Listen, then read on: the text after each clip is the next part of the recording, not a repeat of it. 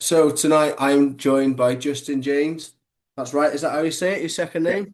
yeah, that's right. Jaynes. Yep, perfect. Jaynes. Jaynes is a veteran of MMA. Started his amateur career in 2007, having 20 amateur fights before 50, have 50. There we go. 50, 50. 50. Yeah, I And ended on a perfect 50. wow, 50 amateur fights Yes, and sir. 28 pro fights. I say 30 because I have 29, or excuse me, I have 29 MMA fights, and then I have one bare knuckle fight. So 30 sounds better than 29.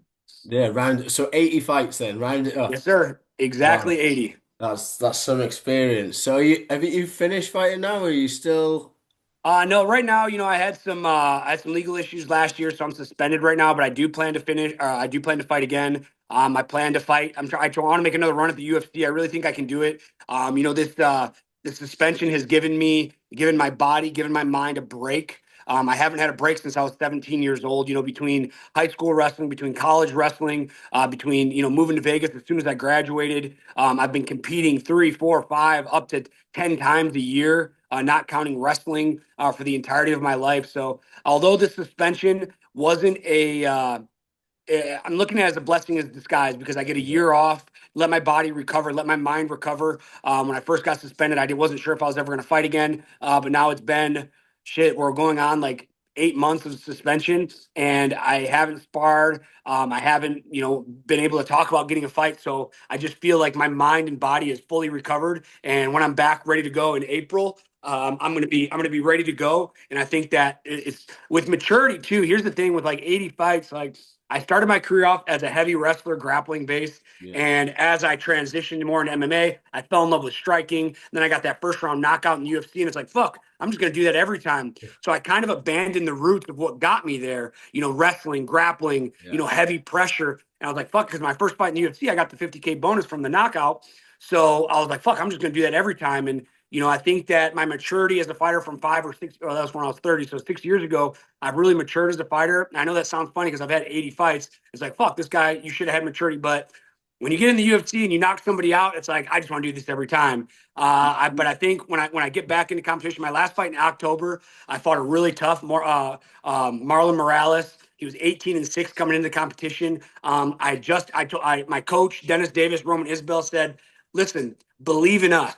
All right, do what we say, because what happens is, like, what I've done in the past is I take a fight, I get a game plan, I get punched in the mouth, and I was like, oh, motherfucker, you want to punch me in the mouth? I'm going to punch you back, instead of sticking to the game plan, whether it's wrestling based, whether it's grappling based. And my last fight, Roman Isbell and Dennis said, hey, listen to us. We're going to put together a game plan and follow the game plan, win or lose, and trust us that it will work. And lo and behold, my coaches know what they're talking about. That's what they're there for, isn't it? To give you Yeah, that it advice is. and to keep them to steer you in the right direction. And that's the thing. I think my ego got in the way a little bit because fuck, I'm Justin Jaynes. I've had 80 fights. I've fought in the UFC. I've fought in Bellator. I've fought in the PFL. Like, I know what I'm doing. I know what I'm doing. But sometimes you need to be pulled back a little bit, because what I see in front of me or what I see in my head isn't always necessarily right. My coaches, being a third person, being the outsider looking in, can see other of the little intricacies that I'm not seeing. And it wasn't that I don't trust them. Of course, I trust my coaches, but sometimes I trust myself a little bit more, and which isn't necessarily a bad thing. But I think it ultimately, led to the demise of some losses. And now I'm ready to go back. I'm ready to revamp the playing field, revamp the playbook, and reestablish who Justin Jaynes really is. So what would your plan to get back to the UFC be? Go through some Really, I contender really think I, series or I lost a couple fights out of the UFC in the regional show, but you look at the guys I lost to. I lost to Carl Deaton by decision. He went to the UFC. I lost to Taco Padilla by a bad stoppage. He's 4-0 or 5-0 in the UFC now. I lost to a one championship kickboxer. I lost to Well, I think those are my three losses outside of the UFC. Since then, I've won the last two of my three. I think I'm two good finishes, or maybe three good finishes away from me getting a short notice call back to the UFC. yeah, that sounds like a plan. Sounds like a plan. And So if it you doesn't work out, it doesn't work out. But I can know I say I took a shot. yeah, and of course. Why not have another one last sort of run at it? Like, is put it all out there, leave it all on the line, go for it. Yeah, I just feel right now in the position I'm in right now, physically, especially because I haven't sparred since October of last year. So my mind, my like, dude, like I'm telling you, when I was sparring, when I'm fighting multiple times a year, like I did a bare knuckle fight last year, I did an MMA fight last year, like my body and my head. I mean, I remember sparring with amateurs and just getting jabbed and just having headaches after the round and being like, this fucking sucks. Like I hated going to sparring, I hated going to training, and now I like sparred with some guys the other day and I took some damage and I was like, fuck, I miss this shit. Yeah. Like I don't feel like Felt shit instead anymore. of feeling like shit, you felt the buzz again. I felt the Felt- buzz again, Yeah, man, yeah, in the yeah. grind. And I was like, fuck, dude, I can still take damage. I'm 36 years old. I still think I have some miles on me. And I think it's going to be a great, it's good. The comeback story is ready to be, is going to be great. So you're over at Extreme Couture. You do wrestling coaching there. Am I right? Yeah. I'm coaching everybody. So I coach everything in Extreme Couture. I coach pros. I coach Chris Curtis. I'm Chris Curtis's wrestling coach. Donte Johnson fights Yeah. on the Ian Makachev, or excuse me, the Islam Yeah. Makachev Ian Gary fight next weekend. I'm his head coach. Donte Johnson, man, what a guy that has really remotivated me too. Because I see this 27-year-old guy comes in 8-0, 6 first round finishes. And now he asked me to be his head coach. Him and his dad sat me down, said, "Hey, we love your style. We love the way you do things. We want you as Dante's head coach. So watch this guy. He's a star in the making. He's about to be 9-0 next year." He's on my notes. I've got next to me here. So I was planning on asking you about him and what's his ceiling? How far can he go? Well, let me tell you about Donte Johnson. Here's the thing. This is the thing. Oops, shit. Oh, okay. I just clicked something. I hope it didn't Yeah, change we're anything, good. did it? Yeah, we're good. Okay. We're good. So it was funny because I have been in a rut since my suspension. I've been in a really bad rut. Like, you know, I don't really want to talk about the suspension unless we did it like a super in-depth thing. So it's a lot of information to Mm, unpack. But given my suspension, given the gravity of my suspension, I lost everything. And when I say everything, I don't just mean MMA. My plan after fighting was to become a firefighter. I can't do that anymore. My plan, if I couldn't become a firefighter, was going to become a cop. I can't do that anymore. I was going to be a school teacher. I can't do that anymore. I was currently, before I got suspended, a high school wrestling coach, which was I thought was I found my calling. I took the worst team in Nevada. We became ranked the #1 team in the state in 3 months under my guidance. Again, let me reiterate that the worst team in Nevada, ranked the #1 team in the state in 3 months after my coaching. The day before the state tournament, the school got wind of why I was being suspended, and they didn't give me any due process. They didn't look into it. They just came to my wrestling practice the day before the state tournament, fired me in front of my team, not only my team but my son. So you can imagine this deep depression I went into. yeah, of course. So Eric Nixick has been a great friend of mine for the last 15 years. And I was sitting at the gym and, I confided into him like, dude, I don't know what to do. I don't know what to do with my life and this and that. And he's like, well, I'll tell you what, like with all your experience and knowledge, like, why don't you come to pro and come back, start coming back to pro practice and coaching the guys. And I was like, we have so many great coaches at Extreme Couture, head coach Dennis Davis, head coach Eric Nixick, Nate Pettit, Jake Shields, Danny Davis, just to name a Yeah. couple. Like, how can I come in to this practice and hold a candle to these guys? But I have something that these guys don't. Besides Jake Shields, I have 80 fights. I'm a UFC vet. Obviously, that's just I'm bringing something new to the table. So at 7 p.m., I never remember. Eric's like, dude, come to pro practice Tuesday, Thursdays. Come to sparring. So I was at sparring maybe 2 weeks in, and Dante was there, and I didn't know who Dante was. I didn't know his name. Excuse me. I never had seen him before in a fight, and he kept getting in gym fights. Like he's like, and he's dude. Dante reminds me of Mike Tyson, like an early young version of Mike Tyson. Just like he seems like he has a chip on his shoulder. He's walking around, And I was like, man, I fucking like this guy. Like, who is this guy? I didn't know his name. I didn't know anything about him. I walk up to him. I'm like, hey, man, like, he just got in a gym fight. I break it up. And I'm like, hey, man, like, I fucking like your style. You remind me of me. Like, they have that chip on your shoulder. You want to fight everybody in the gym. And Donte Johnson spars harder than almost anybody I've ever seen. And I'm like, who are you working with? He's like, I'm not working with anybody. I'm like, hey, man, like, I'm not looking for any monetary gain. Like, I want to help you out because his wrestling and his grappling are kind of his weak points. When I say weak points, I don't mean he's bad at them. I'm just saying he's a really good aggressive striker. And I reiterated, like, hey, look, I'm not coming in to revamp your style. I just want to fill your holes. I'm a college wrestler. I'm a black belt in jiu-jitsu. Like, let me fill your holes in the wrestling and grappling department. He kind of looks at me kind of crooked. And he's like, all right, we'll give it a shot. So we worked together for like 2 months. I show up every single day to all his practices, not asking for a single dollar. And then I get home And well, not that day, maybe a couple days after that, maybe the week after that, I get home. I'm like, well, I want to look into this guy, thinking he's an amateur fighter, maybe an early level pro. I look up Donte Johnson, 8-0, 6 first round finishes, 3-0 in the UFC. And I was just like, holy shit, this guy's the real deal. Like, how did I stumble across this? And me and Dante are talking, and I'm talking about my hardships, and I'm on this spiritual journey that Dante and his dad have really been helping me with, getting through these hard times. And Dante has just been kind of reiterating, like, God put us together for a reason, and God is gonna, doing this and doing that. And at first, being brought Catholic, I was born Catholic. I was raised Catholic, which if you've ever been to a Catholic church, I turned to an atheist really quick. By the time I was 18, 19, I became an atheist. I hated the way the Catholic church was. I hated everything. And, as I grew up, I was like, hey, maybe there's more to this. I couldn't really put my set on religion, but I became agnostic. And now Dante and his dad are very religious, and they've been kind of guiding me, and Brad Tavares as well, down this spiritual journey. So Dante calls me and he's like, hey, man, I prayed to God that we're going to have a fight coming up. And he goes, get ready because get ready because we're going to have a fight soon. And I was like, all right, cool. The very next morning, 8 a.m., Dante texted me. He's like, hey, we got a fight offer. Eric McConico, August 8th, UFC Apex. I was like, fuck, let's fucking go. Like, holy shit, this is crazy. Like, and that's another thing. Dante prayed. I guess he prayed to God to bring someone into his life to lead to victory. And he said 3 days after that, him and I got introduced. Wow. And then yeah, it's like, and this is what he's telling me. 3 days after he prayed that that God would send somebody into his life, here I arrive. Yeah, The there's very something next in that day, for sure. There's something yeah, in that. exactly. The very next day, these are all real facts. The very next day, or I'm sorry, then he tells me he prayed for a fight. The very next day, we got a fight. So the fight was in August 8th, Apex UFC Fight Night. It was supposed to be next week or this weekend, and I applied for my corner's license. And since I was suspended as a Nevada fighter, they wouldn't give me my corner license. And I was just devastated. I'm like, fuck, Wow. 1 step forward, 2 steps back. Yeah. Like, I'm this guy's head coach. Now I can't coach him again. I went into a fucking really, really bad place again. And just trying to wake up in the morning is my hardest thing. Like, I just want to stay in bed all day. And Dante calls me and he's like, don't worry, I prayed and it's going to get handled. And I was just like, okay, bro, like what, like in my depressive state, I wasn't very optimistic. Next thing he texts me, or his dad texts me. He's like, hey, we got moved to Philly to UFC 330, Islam Makhachev, Ian Gary card. Not only do we get moved, we're on the main card. Not only are on the main card, I can be licensed in Philly.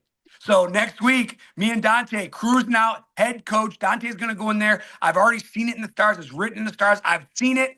Donte Johnson's knocking Eric McConical out in the second round. Second round. There we go. You heard it here first. And it's everything happens for a And it's reason. such a Everything happens for a reason. such Everything a happens. cliche. Yeah. Sorry to interrupt you, but it's such a cliche thing because every time a fighter's interviewed, like, "Oh, I'm gonna knock this motherfucker out," everyone says that. I fucking hate Yeah. hearing that. But I've really seen this in the stars. Like Eric McConico's very tough. He fought a couple of my teammates. He beat one of my really good teammates, Maki. But Maki had a short notice call. I think McConico is going to try to bring the fight to Eric in the first round. But when he realizes that he can't or excuse me, not Eric, when Eric's going to try and take the fight to Dante in the first round, and when he realizes that Dante's no bitch, he's going to realize he's in for a long night. And Dante's either going to find that knockout punch late in that first round or in the second round. On that card as well, go from that fight, just pivot up to the main event. What do you think of Makachev and Gary? When you look at paper, you can't say that Ian Gary's going to win. But as I've said, so I do a YouTube video. Maybe you've seen it Yeah. called the 10-7. We do 2 live shows a week, Monday and Friday at 1:30 p.m.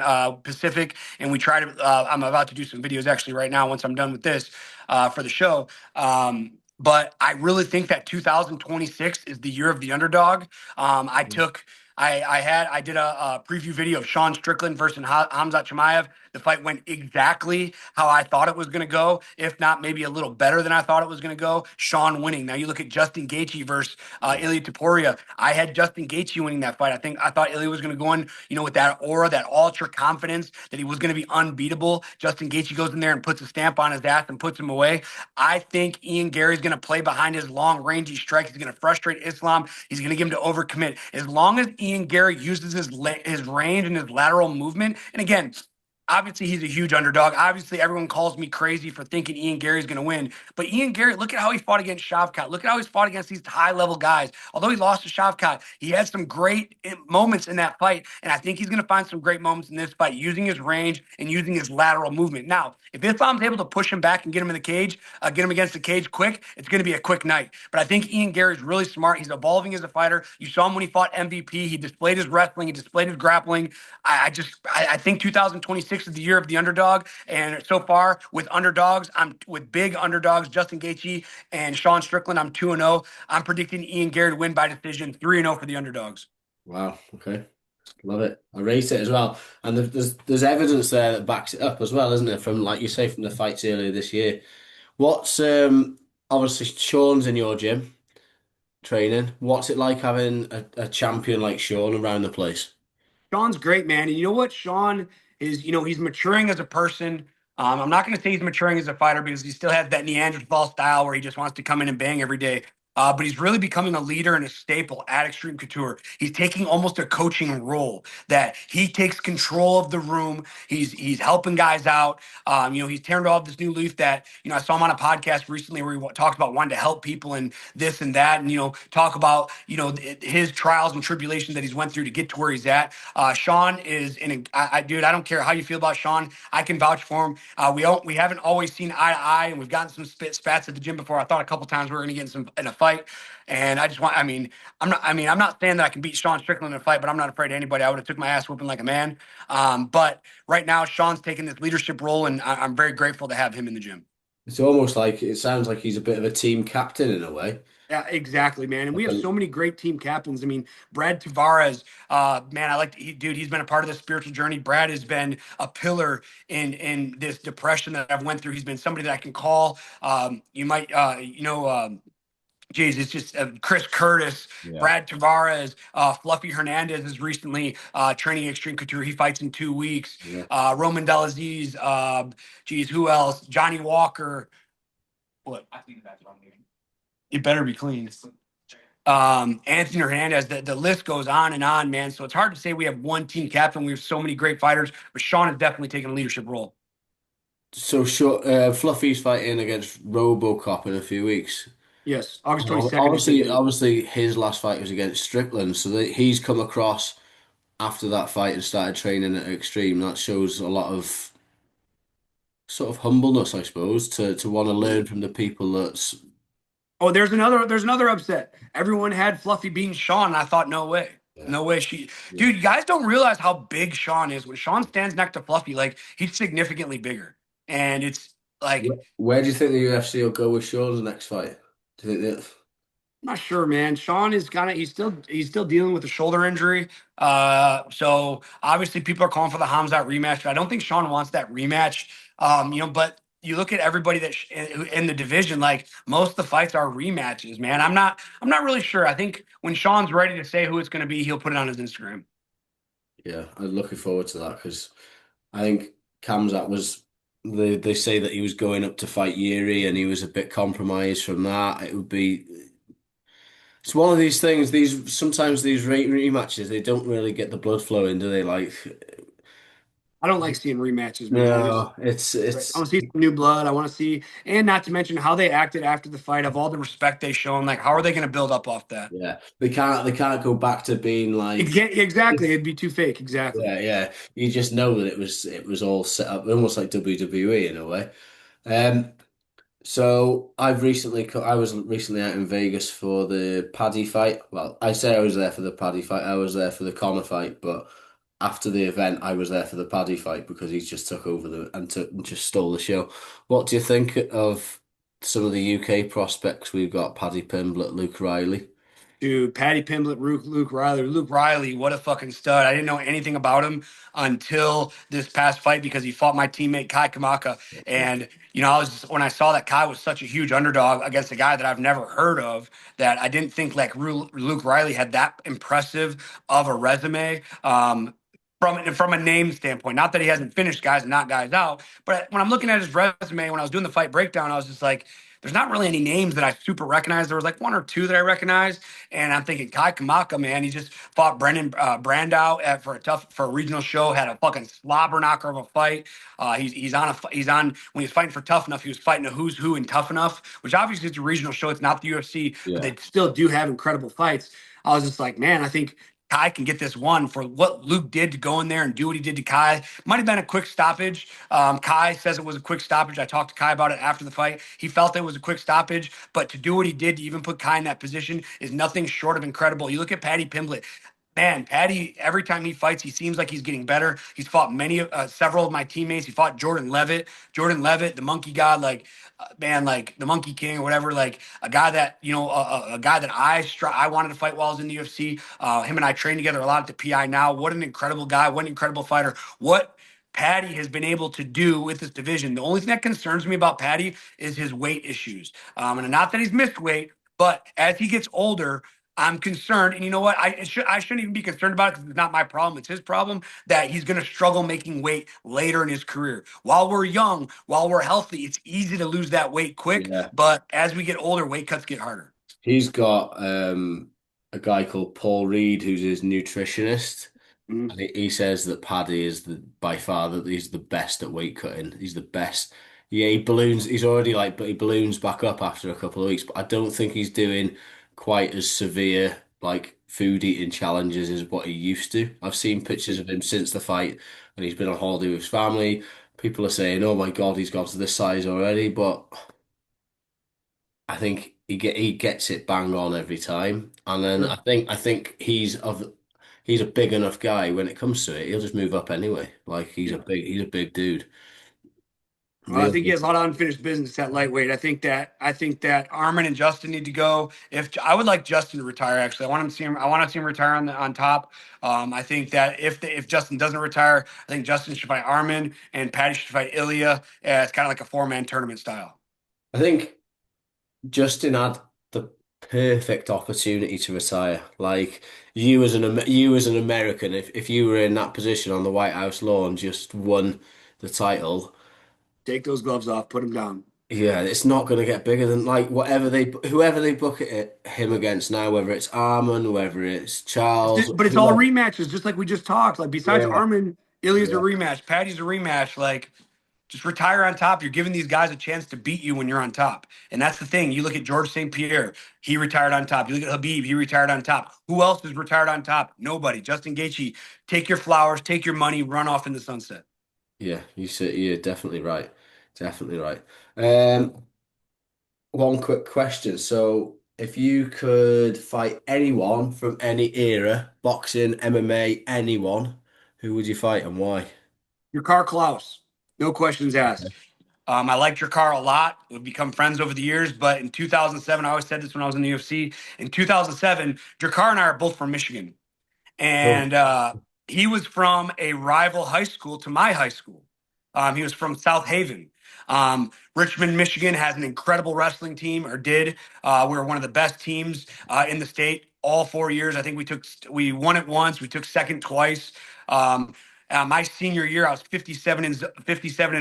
Jakar was 55 and 0. We came across each other in the state tournament, and I ended up losing by a point or two. And I like Jakar a lot. I think he's an incredible athlete. But for beating me, taking away my high school dreams, I'd love to punch him in the face for that. But it's not. I want to say it's not malicious. I like Jakar a lot. I think he's an just want incredible to fighter. get I that think one he's an back. incredible. Yeah, but I'd love to. Even if I lost, I'd just give him one good punch and be like, I, "Hey, I was motherfucker." I was gonna say, is that a Detroit Lions behind you? Oh, dude, come on, Detroit represent. This is my That's so this is that's where I do funny. my podcast. So like Okay. this is my background for when I got this picture right here. That's when I made my UFC debut. This is one of my students made that for me. One of my students made that for me. And then yeah, Detroit Lions baby represent. And then my most favorite picture I haven't put up yet. If you can see it over here, this is me and my dad at one of my UFC fights in the back. And Oh, then this is sick. my plaque. This is my plaque for getting my black belt like 2 weeks ago. And then Lions over here, baby. So I've got. Oh, let's go. The Red Wings. Dude, I was a huge Red Wings fan. And the Tigers? Yeah, so What do you think about getting rid of my Screwball? sister lives in Screwball. Michigan. So Michigan's Oh, no way. yeah, Where? Ann Arbor. I've been there many, many times. Yep. It's Yeah, about an hour so from where I live. that's my second home. So when I seen the lions behind your head, I was gonna just say, so your early life, you grew up in Michigan and then moved to Vegas, right? Yeah, I moved to Vegas in 2012 after I graduated college. Huzaifa, my co-host of the 10-7, he's from Ann Arbor. Oh, really? That's cool. It's Yep. a, it's a nice You place, and obviously I get to go out there quite a bit. been to the big house? Which is that the Lions? No, that's Michigan. No, It's no, in Ann that, Arbor. the college stadium. No, I've not been to Yes. that. Every time I've I, never been either, but I heard it's incredible. I mean, I've seen yeah, pictures. It looks every incredible. time I go, I think the football season's sort of finished because I try and avoid the winter. Yeah, the winter's bad. Yep, I agree. It's we went in November last year. I went out to watch Islam and JDM in New York, and then flew over to Michigan. And it was Mm, November, and I just managed to get there before the cold started to come. sure. So I was pretty grateful for that, to be honest, because Absolutely. then winters, from what I hear, are pretty rough. Sometimes they get to like -30, -40. Yeah, that's crazy cold. Last question I've got for you. If you could give some advice to an amateur fighter, an upcoming fighter, someone who's just starting out, what would it be? I hate this. It's so cliche, but it's so true. It's trust the process because I tell you what, I'm not the best fighter to come through Extreme Couture. There's been plenty of fighters better than me that just didn't stick it out long enough, whether it's financial, whether it was mental, whether it was physical. Like I've had neck surgery, nose surgery, hand surgery. I've had countless broken bones, countless injuries. And a lot of people run into those roadblocks and like, oh, my career is over. Listen, you'll heal, you'll come back. You got to stay mentally strong. Some people get to the UFC in 2 years, 3 years. It took me 8 years from becoming a pro, 8 years to get to the UFC. I see two guys, train hard for 2, 3 years. They maybe suffer a loss or two and they quit. Don't quit on yourself. Always believe in yourself. Trust the process, and eventually you'll be standing where you want to be if you stick around long enough. That's a very good answer. And take lots of amateur fights as you did as well. I wanted because I took a bunch of amateur fights. I wanted no matter what. Here's the thing, guys, take like 5, 10 amateur fights and say they're 10-0. Like, all right, I'm ready to go pro. Well, you've never faced any adversity. You've never been knocked out. You've never been dropped. You've never broken your hand in a fight. Man, I've broken my hands in amateur fights. I've broken my feet in amateur fights, and now you have a decision to make in yourself. How do I persevere through this? And you either do or you don't. And if you get to that moment and you realize that you can't persevere, maybe this isn't for you. Perfect. Great advice. And on that note, I'll leave it there with you. So I'll stop the recording. Great stuff. Thanks for talking to me. I Hey, really appreciate you, appreciate man. it. Have a good day. Make